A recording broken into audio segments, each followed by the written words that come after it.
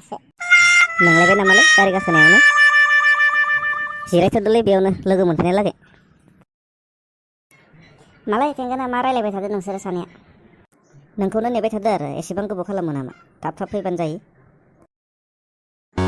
माबालै आदैया आंखो माबा माबि लायनो थिननायखाय लायना होफैदोंमोन बेयावनो गोबाव जादों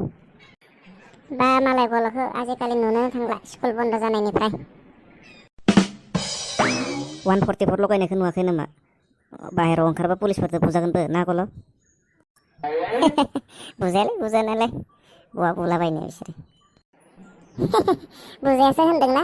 पुलिसफोरजों टाप्ला गोजा खालामना हरजाबासो गम मोनगोन गल'आ मालाय न' सिङावनो थानानै फरायगासिनो दं खोमा थिगसे जोंहा हले बेरायथिंबायसो थादोंहाय गैयालै बहा फरायनो ओरैनोबा फरायनोनो बाखायो आरो स्कुल बन्द जानायदो हामदोंसो दा फरायासो जागोन गल'आ मार सैथानखायो फुंनि मोनानि सानजौफुनि स्कट सानफ्रोमबो फरायबाय थायो दखान खुला थानायबा फुलरिसो जानो हागौमोन दखानबो गैया मा खालामनो दा फुलरिखौनो जानो लुगैलायबाय दानियाबा जायै जायै मानसिया माबायदि खर' गिदिर जालांदों नुवाखै जानला मानला दा बुंखालाय गावखौ नायखो माने मेगन थिलन गिदिर गिदिरनो जायाबालाय बोरै जानो ना जानासो थांना थायोना मानसिया ओइ आबौमोन नोंसोर मा खालामबाय थादोलै बेयाव ओइथिंजाय हनै पुलिस फैगासिनो दङ बोरै बहा बोरो ओइथिंजाय फैबाय पुलिसा आबौ दङलै आबौ माइक लगायनानै गाख्रबलांबाय थादो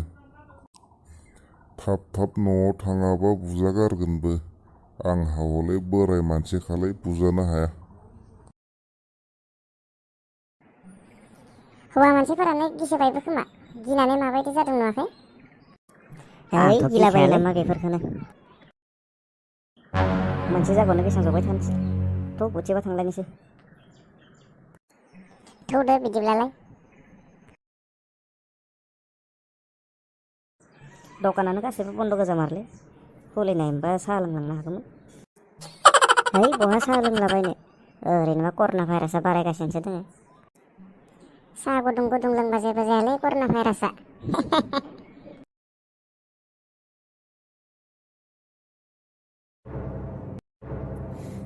आंथ' जोंहानि लामाखिनियाव बोख्लायना गालांलै आं नोंसोरजों थांफाया न'आवनो थालांखानोसै मा थांफायालाय जोंहानो लागै थांथारनांगोन नों ओंखाम संनो होबोखादो दहायनो थौदोब्रा गल' आंबो हारसिं जायो सानैबो जाना फैनोसै एखेलायगेनो र' आं खोन्थाहरखानोसै गल'बो फैदेरबाय होननानै हेल' आयै जों फैबाय दङ लोगोआव गल'बो फैदेरबाय दे नोंसोरना थांनानै दा आं हर जाबोबा मा जागोन सोर दोनबोफिनगोन आंखो हर जाबालाय बिसानावनो थाबोखाबाय आरोलै माथो जानोखाय गाबोनथ' स्कुलबो गैखाया हरसे थाबोनायावलाय